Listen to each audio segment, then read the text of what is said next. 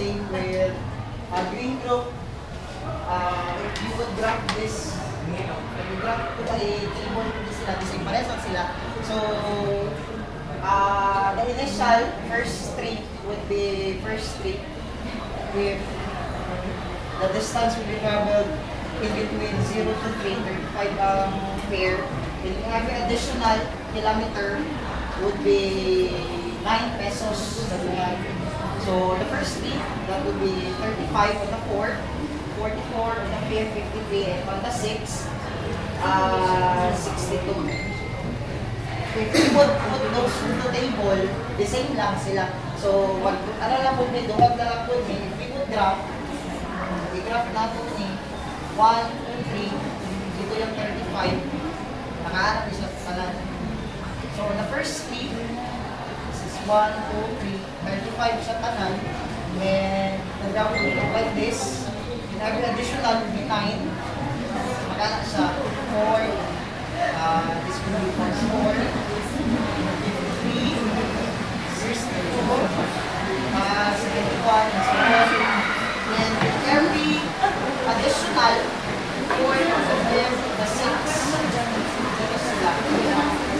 So, additional 44, 58. Makalas naman siya ma'am, if you would graph the table, into linear, mathematical, pwede siya variation, pwede po siya linear, Okay, any comment? Let us make 5 claps muna for the blue team. Go! 1, 2, 3, 4, 5. Comment coming from the red team. Mga reddish. Go! Okay, comment kayo about the solution presented by the blue team. Wala? Okay, wala na daw. Are you sure?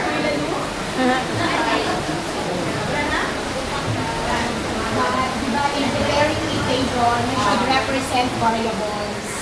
So you let what since variable that is a letter that represents. Yes. Ayan, assume ko ma'am, Diba? ano na talaga? Yeah, but we used to. Yes, ma'am. Kasi, let X, let Y. Yeah. X will be the mente. Kasi X the pair, X and the Y, Y and na then when you distance. prepare an equation. Okay. On my ano ma'am, on my illustration, Y will be the distance. Yeah. X will be the pair. But you need to label it. Okay, Yes, ma'am. yes. Okay, very good. Any more comment? Okay, wala na. So as you can see, they have the same table presented by the green group. Kaya lang baliktad siya, no? Yes. So right guys, sila kaya ako na ilang answer. Bago. Nasa taas before we Okay, so you have represented your answers in different ways.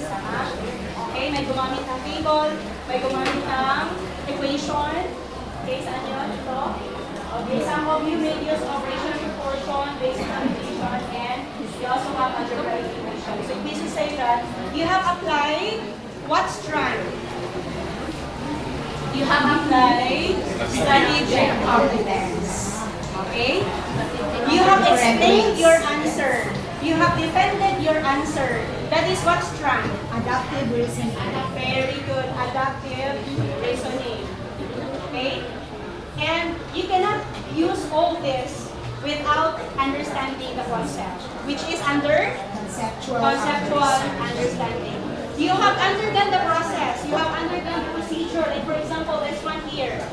Okay, you have applied what strand? Procedural fluency. Very good. You have applied the procedural fluency.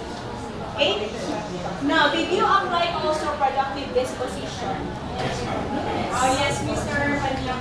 See, with what I've said, ma'am, I apply it in real life situation, in another situation, ma'am. Very good. That is correct. So, yung pag-explain kanina ni Sir Panyango, he mentioned about another instances, diba? So, that's the real life application of the scenario or the problem. So, that is applying the productive disposition. Okay? So, lahat-lahat ng mga strand na-apply ninyo ngayon in our solving problem involving what ito? Involving linear function.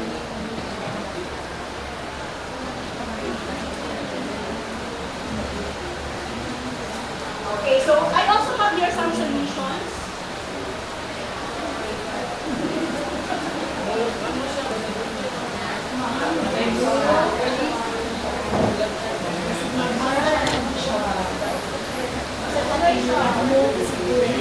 Ulan na.